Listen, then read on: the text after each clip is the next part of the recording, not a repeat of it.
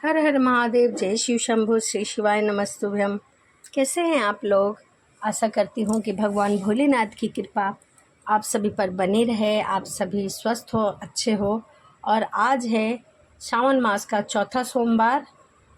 तो आइए आज हम सुनेंगे चौथे सोमवार व्रत की कथा, सावन मास के चौथे सोमवार व्रत की कथा। तो चलिए मन में भगवान भोलेनाथ का ध्यान करते हुए कथा को सुनते हैं। एक समय की बात है कि मृत्युलोक में भ्रमण करने की इच्छा करके भगवान भोलेनाथ, भूतनाथ भगवान माता पार्वती के साथ मृत्युलोक में पधारे। भ्रमण करते करते दोनों विदर्भ देशांत अंतर्गत अमरावती नाम के अति रमणीय नगर में जा पहुँचे। अमरावती नगरी स्वर्ग से सुंदर, सभी प्रकार के सुखों से परिपूर्ण थी। उसमें वहाँ के महाराजा द्वारा बनवाए हुए अति रमणीय शिवजी का मंदिर भी था। भगवान शंकर और माता पार्वती के साथ इस मंदिर में निवास करने लगे। एक समय माता पार्वती भगवान भोलेनाथ को प्रसन्न देखकर बोली कि हे स्वामी, आज तो हम दोनों चौसर खेलेंगे। शिवजी ने देवी पार्वती की बात को मान लिया और चौसर खेलने लगे। उसी समय मंदिर का पुजारी ब्राह्मण पूजा करने आया। माता पार्वती ने पुजारी जी से प्रश्न किया, पुजारी जी बताओ, इस बाजी में हम दोनों में से कौन जीतेगा? ब्राह्मण बिना विचार किए जल्दी बोल उठा कि महादेव जी जीतेंगे।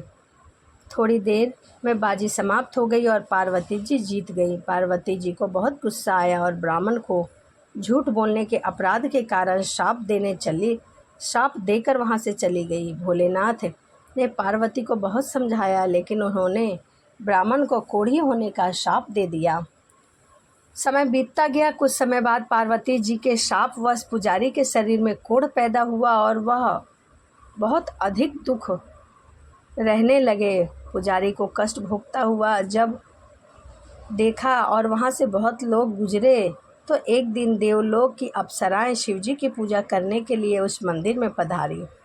पुजारी के कोढ़ के कष्ट को देखकर उन्हें बहुत ही दया आई। उन्होंने उनसे कोढ़ी होने का कारण पूछा। पुजारी ने निसंकोच सारी बातें बता दी। वह अप्सराएं बोली, हे पुजारी, अब तुम अधिक दुखी मत होना। सावन सोमवार का व्रत भक्ति भाव से करो। पुजारी ने अप्सराओं से व्रत की विधि पूछी। अप्सराओं ने बताया कि सोमवार को भक्ति भाव से व्रत करो, साफ वस्त्र पहनो, संध्या और उपासना के बाद आधा सेर गेहूं का आटा लो और उसमें 3 भाग कर लो। घी, गुड़, दीप, नवेद, मूंगफली, बेलपत्र, जनेऊ, जोड़ा चंदन, अक्षत, पुष्प आदि से प्रदोष काल में भगवान शिव की पूजा करो। उसके बाद 3 भागों में से 1 भाग शिवजी को अर्पण करो। बाकी 2 भाग का प्रसाद समझकर उपस्थित लोगों में बांट दो और आप भी प्रसाद समझकर खाओ। इस विधि से आप व्रत को करो और उसमें घी और गुड़ मिलाकर चूरमा बनाओ। भगवान भोलेनाथ को भोग लगाकर और भक्तों में बांट दो, अपने कुटुंबियों में बांट दो। इस व्रत के लिए वह तैयार हो गया। व्रत करने के बाद उसकी सभी मनोकामनाएं पूर्ण हो गए। उसके रूठे हुए बेटे और स्वामी कार्तिकेय स्वयं माता की आज्ञाकारी हुए, क्योंकि यह व्रत सबसे पहले माता पार्वती ने किया था। कार्तिकेय जी को अपने इस विचार परिवर्तन का रहस्य जानने की इच्छा हुई। वह माता से बोले, हे माता, आपने ऐसा कौन सा उपाय किया जिससे मेरा मन आपके प्रति आकर्षित हो गया? पार्वती जी ने सोमवार व्रत की कथा सुनाई। कार्तिकेय जी बोले, इस व्रत को तो मैं भी करूँगा, क्योंकि मेरा प्रिय मित्र ब्राह्मण बहुत दुखी दिल से परदेश गया है। मुझे उससे मिलने की बहुत इच्छा है। कार्तिकेय जी ने भी इस व्रत को किया और उसका प्यारा मित्र मिल गया। मित्र के इस प्रकार मिलने से उसे बहुत खुशी हुई, उन्हें बहुत खुशी हुई। कार्तिकेय जी बोले, हे मित्र, हमने तुम्हारे मिलने की इच्छा करके सोमवार का व्रत किया था। अब तो ब्राह्मण मित्र को अपने विवाह की बड़ी चिंता हुई।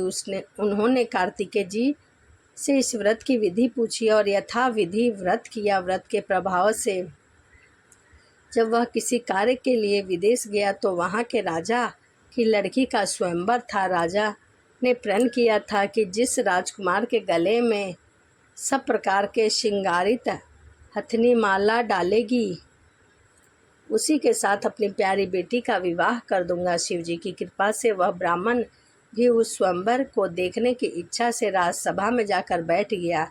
नियत समय पर हथनी आई और उसने जयमाला उस ब्राह्मण के गले में डाल दी। राजा ने अपनी प्रतिज्ञा के अनुसार बड़ी धूमधाम से अपनी कन्या का विवाह उस ब्राह्मण के साथ कर दिया और ब्राह्मण को बहुत सारा धन मान सम्मान देकर संतुष्ट किया। ब्राह्मण सुंदर राजकन्या को पाकर बहुत ही सुख से जीवन व्यतीत करने लगा। एक दिन राजकन्या ने अपने पति से प्रश्न किया, हे प्राणनाथ, आपने ऐसा कौन सा भारी पुण्य किया था जिसके प्रभाव से हथिनी ने सभी राजकुमारों को छोड़कर आपका वरण किया? ब्राह्मण बोला, हे प्राण प्रिय, मैं अपने मित्र कार्तिकेय जी की कथा के अनुसार सोमवार का व्रत किया था, जिसके प्रभाव से मुझे तुम जैसी रूपवान पत्नी की प्राप्ति हुई है। इस व्रत की महिमा सुनकर राजकुमारी को बड़ी हैरत हुई। वह भी पुत्र की कामना करके इस व्रत को करने लगी।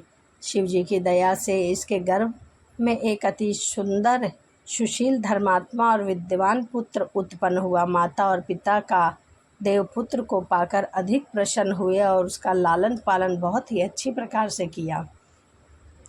जब पुत्र समझदार हुआ तो एक दिन उसने अपनी माता से प्रश्न किया, माँ, तुमने ऐसा कौन सा व्रत तप किया था जो मेरे जैसा पुत्र तुम्हारे गर्भ से उत्पन्न हुआ? उसकी माता ने कहा कि मैंने सोमवार का व्रत किया था। पुत्र को सभी कथा बताई। पुत्र ने भी जब इस तरह से मनोरथ पूर्ण करने वाले सरल व्रत को सुना तो वह राज्य अधिकारी पाने की इच्छा से सोमवार को यथाविधि इस व्रत को करने लगा।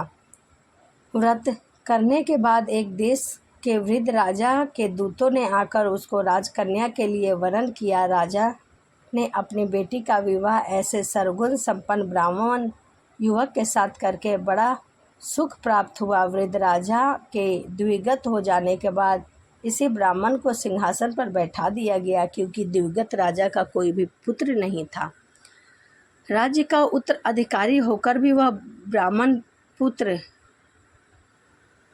व्रत को करता रहा और सोमवार के व्रत को विधि पूर्वक करता रहा। अपनी प्रियतमा से पूजन सामग्री लेकर शिवजी की पूजा के लिए शिवालय में चलने लगा, परंतु उसकी पत्नी ने उसकी परवाह न की। दास दासियों द्वारा सब सामग्री शिवालय में भिजवा दी, परंतु स्वयं नहीं गई। जब राजा ने शिवजी का पूजा समाप्त कर लिया तब आकाशवाणी हुई, हे राजन, अपनी इस रानी को राजमहल से निकाल दे, नहीं तो यह तेरा सर्वनाश करवा देगी। यह आकाशवाणी सुनने के बाद राजा के आश्चर्य का ठिकाना न रहा। उसने मंत्रागृह में आकर अपने सभासदों को बुलाकर कहा, मंत्रियों, मुझे आज शिवजी की आकाशवाणी हुई है कि राजा, तू अपनी इस रानी को राज्य से निकाल दे, नहीं तो तेरा सर्वनाश हो जाएगा। राज्य के मंत्री और सभासद आदि सब विस्मय और दुख में डूब गए, क्योंकि जिस कन्या के कारण उसे राज्य मिला था, राजा उसी को निकालने की बात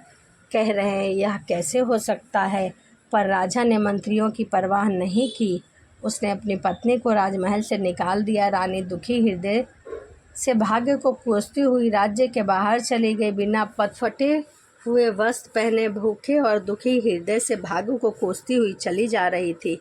उसकी अचानक एक करुणा बूढ़ी से भेंट हुई, जो सूत काट कर बेचती रहा करती थी। रानी की करुणा दशा देखकर वह बोली, चल तू मेरा सूत बिकवा दे, मैं बूढ़ी हूँ, भाव करना नहीं जानती। यह बात सुनकर रानी ने बुढ़िया के सिर से सूत की गठरी उतार कर अपने सिर पर रख ली। थोड़ी देर बाद आंधी आ गई और बुढ़िया का सूत पोटली सहित उड़ गया। बेचारी बुढ़िया पछताती रह गई, उसने रानी को अपना सूत क्यों दे दिया। इसके बाद रानी एक तेली के घर गई तो शिवजी के प्रकोप के कारण तेली के सभी मटके उसी क्षण चटक गए। तेली ने भी रानी को अपने घर से निकाल दिया। बहुत से दुख उठाती रानी एक नदी के किनारे गई तो नदी का सारा जल सूख गया। इसके पश्चाताप रानी एक जंगल में गई, वहाँ सरोवर में पानी पीने लगी तो उसके हाथ का स्पर्श होते ही सरोवर का नील कमल के समान जल असंख्य कीड़ामय होकर गंदा हो गया।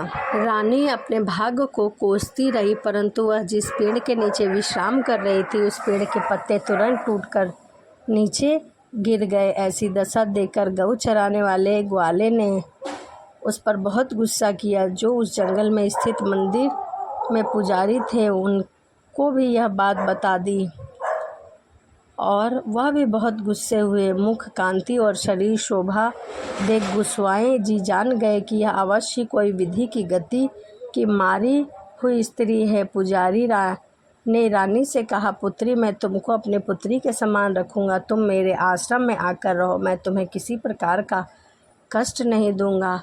गोस्वामी जी ने रानी को धीरज बंधाते हुए अपने आश्रम में ले गए। रानी जल भरकर लाती, उसमें कीड़े पड़ जाते। रानी की यह दशा देखकर गोस्वामी जी बहुत दुखी हुए और रानी भी बहुत दुखी हुई। और गोस्वामी जी बड़े दुखी होते हुए बोले, हे पुत्री, तुम्हारे ऊपर कौन से देवता का प्रकोप है जिससे तुम्हारी ऐसी हालत हुई है। पुजारी की बात सुनकर रानी ने सभी बातें बता दी कि उसने क्या किया था। तभी गोस्वामी जी बोले कि तुम भगवान के मंदिर जाओ और सोमवार की पूजा करो, व्रत रखो, इससे तुम्हारे सभी कष्ट दूर हो जाएंगे और तुम्हें मुक्ति मिलेगी। गोस्वामी जी की बात मानकर रानी ने सोमवार के व्रत किए और विधि विधान सहित पूजा किया। उस पूजा के प्रभाव से राजा के हृदय में रानी के प्रति प्यार जाग गया और बहुत समय बीत गए। न जाने कहाँ कहाँ भटकती हुई उसे ढूंढना चाहिए। यह सोचकर रानी को तलाश करने के लिए राजा ने चारों दिशाओं में दूत भेज दिए। दूत रानी की तलाश करते हुए गोस्वामी जी के आश्रम में पहुँचे। वहाँ रानी को पाकर उन्होंने रानी को अपने साथ ले जाने का आग्रह किया, परंतु गोस्वामी जी ने मना कर दिया। दूत चुपचाप वापस चले गए और राजा को रानी का पता बतलाया। रानी का पता पाकर राजा गोस्वामी जी के आश्रम में स्वयं आए और महाराज, जो देवी आपके आश्रम में रहती है वह मेरी धर्म पत्नी है। शिवजी के प्रकोप के कारण मैंने उसका त्याग कर दिया था। अब मैं भोलेनाथ की कृपा से उसे लेने आया हूँ। कृपया करके आप मेरी धर्म पत्नी को मुझे दे दें। दोनों ने सोमवार का व्रत रखा था। अंत समय में दोनों को मोक्ष की प्राप्ति हुई। इस प्रकार जो मनुष्य सोमवार के व्रत को श्रद्धापूर्वक करता है उसकी सभी मनोकामना भगवान शिव की कृपा से पूर्ण हो जाती है और उसे मोक्ष की प्राप्ति होती है।